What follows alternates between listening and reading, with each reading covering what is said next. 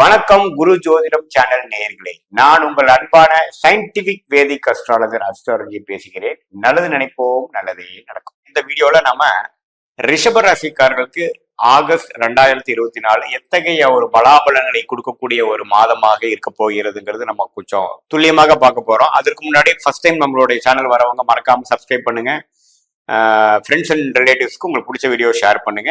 இப்ப பாத்தீங்கன்னா இந்த வீடியோல ரிஷப ராசிக்காரர்களுக்கு ஆகஸ்ட் மாசம் எப்படி இருக்குன்னு பார்க்கும் பொழுது, ஆண்டு கிரகம் என்று சொல்லப்படுகிற ஆண்டுக்கு ஒரு தடவை மாறக்கூடிய அல்லது 2 ஆண்டுக்கு ஒரு தடவை மாறக்கூடிய அது மாதிரி கிரகங்களாகிய சனி, ராகு, கேது, குரு எப்படி இருக்குன்னு பார்த்தா, சனி வந்து ரிஷபராசிக்கு 10ஆம் இடம் என்று சொல்லப்படுகிற தொழில் ஸ்தானத்திலே நீடித்திருக்கிறார்.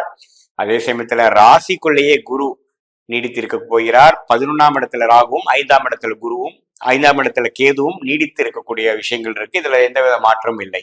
மாத கிரகங்கள் ஆகிய ராசி அதிபதி, ரிஷபராசிக்கு அதிபதியாகிய சுக்கிரன் பாத்தீங்கன்னா பெரும்பாலான மாதம் ஆகஸ்ட் மாசம் முழுக்க கிட்டத்தட்ட 25 தேதி வரைக்கும் பாத்தீங்கன்னா 4ஆம் இடத்திலேயே ஓரளவுக்கு நல்ல பலமா இருக்கிறார். அதுக்கப்புறம் தான் கடைசியில தான் கேது கன்னிக்கு மாறுகிறார். அது கன்னிக்கு மாறி கேதுவோட சேர போகிறார். எப்பொழுது பாத்தீங்கன்னா 25ஆம் தேதி ஆகஸ்ட்.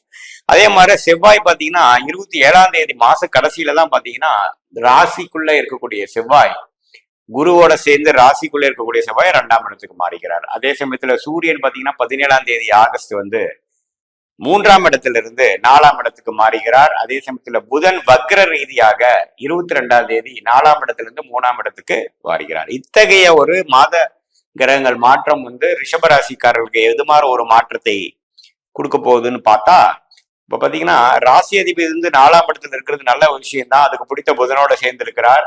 ஆனா சனியோட பார்வையும் பெறுகிறார்ங்கிறது பார்க்கும். சனி வந்து கும்பத்துல ஆட்சி பலத்தோடு இருக்கிறத வந்து பார்க்க செய்ய பெறுகிறது. பாத்தீங்கன்னா ஜாதகர் ராசி அந்த மாதிரி ரிஷப ராசிக்காரர்களுக்கு சில வேலை பளு அதிகமாகவும், கொஞ்சம் அசௌகரியங்களாகவும், சில எடுக்கக்கூடிய முயற்சிகளை வந்து ஒரு 10 நாள்ல முடிக்கலாம்னு நினைச்சா அது ஒரு மாசம் இழுக்கக்கூடிய அமைப்புகளாகவும் இருக்கக்கூடியது. ஏன்னா ராசி அதிபதி வந்து சனியின் பார்வை பெற்று விட்டார். அதே சமயத்துல செவ்வாயின் பார்வையும் பெறுகிறார், 4ஆம் பார்வையும் பெறுகிறார். ஸோ கொஞ்சம் அதிகமான அலைச்சல்கள், டிராவலிங், கொஞ்சம் ஒரு விஷயத்தை செய்வதற்கு பல தடவை செய்ய வேண்டிய ஒரு விஷயங்கள் கொடுக்கக்கூடிய அமைப்புகளும், ஒரு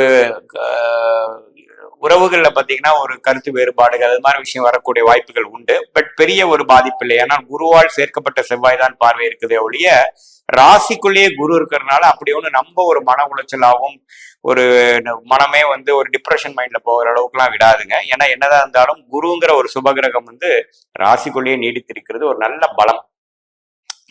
அதே சமயத்துல மாசம் 2வது செகண்ட் ஹாஃப்ல சூரியன் 4ஆம் இடத்துக்கு வர்றது ஒரு நல்ல விஷயம். சில வண்டி, வாகனம், வீடு விஷயங்கள், தொழில் விஷயத்துல ஒரு நல்ல மாற்றத்தை கொடுக்கக்கூடிய அமைப்புகள் இருக்கு.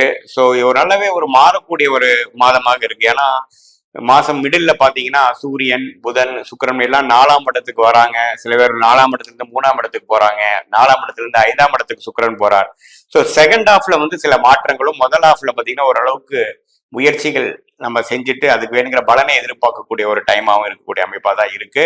அதே சமயத்துல கல்யாணம் அது மாதிரி விஷயங்கள் எதிர்பார்த்துட்டு இருக்கிறவங்க, திருமணங்கள், காதல் திருமணங்கள் அதில் எதிர்பார்த்துட்டு இருக்கிறவங்களுக்கு நல்லாவே ஒரு பெற்றோர்களில் ஒரு சம்மதம் கிடைத்து பண்ணக்கூடிய ஒரு டேட் ஃபிக்ஸ் பண்ணக்கூடிய அமைப்புகள் வரக்கூடியது. ஏன்னா 7ஆம் இடத்தை செவ்வாய் திருக்பலம் பெற்று குருவோட சேர்ந்து பாக்குறாரு. ஸோ சுப விஷயங்கள் ஃபிக்ஸ் பண்றது, பார்ட்னர்ஷிப்ல புது ஒரு அசோசியேஷன்ல ஒரு தொழில் பண்றது, புதிய ஒரு சிநேகிதம் கிடைக்கிறது, அது மாதிரி விஷயத்துக்குலாம் நம்ம பாசிட்டிவா இருக்கக்கூடிய ஒரு மாதமாக ரிஷப ராசிக்காரர்களுக்கு கண்டிப்பாக உண்டு. எப்பவுமே சனி 10ஆம் இடத்துல இருந்து தொழில் ரீதியான முயற்சிகள் பண்ணிட்டே இருக்க வேண்டியதாகவும், அது மாணவர்களா இருந்தாலும் சரி, தொழிலதிபர்களா இருந்தாலும் சரி, வேலையில இருக்கிறவங்களா இருந்தாலும் சரி, வேலை, தொழில், உழைப்பு, படிப்பு, அவங்க கையில என்ன நமக்கு கடமை இருக்கோ அதுல வந்து போராடி ஜெயிக்கக்கூடிய அமைப்புகள் கொடுக்குது 10ஆம் இடத்துல சனி. அது நீடித்து ஆகஸ்ட் மாசமும் காமிக்குது.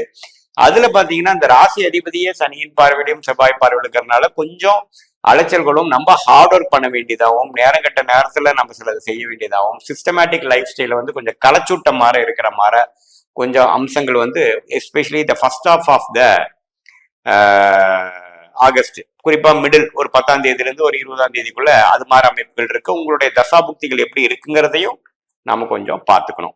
ஸோ இது மாதிரி ஒரு அமைப்பு இருக்குதுங்க. பட் என்னதான் இருந்தாலும் குரு ராசிக்குள்ள இருந்து 9ஆம் பாவம், 5ஆம் பாவத்தை பார்ப்பது பார்த்தீங்கன்னா பூர்வ புண்ணியஸ்தானம், தந்தையார் ஸ்தானம் எல்லாத்தையும் பார்ப்பது ஓரளவுக்கு நல்ல விஷயம்தான்.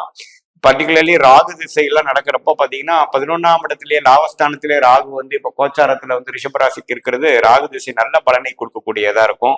சில ரிஷபராசிக்காரர்களுக்கு நல்ல சுபமாக இருக்கக்கூடிய ஒரு திருப்பலம் பெற்ற ராகு திசை நடந்தா அருமையா ஒரு பலனை வந்து நீங்க பெற்றுக்கொண்டு இருப்பீங்க. அது வந்து நீடித்து ஆகஸ்ட்லயும் கிடைக்கக்கூடிய அமைப்பு இருக்கு. மற்றபடி பார்த்தீங்கன்னா இது வந்து ஒரு பொதுவான ஒரு பலன் தான்.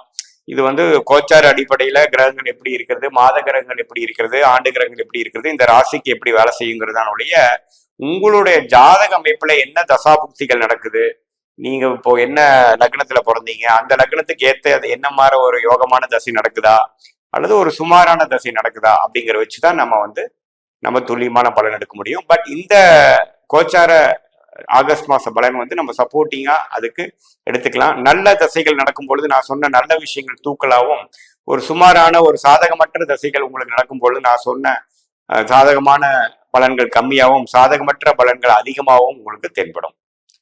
மீண்டும் மற்றொரு காணொலியில் சந்திப்போம். நன்றி, வணக்கம்.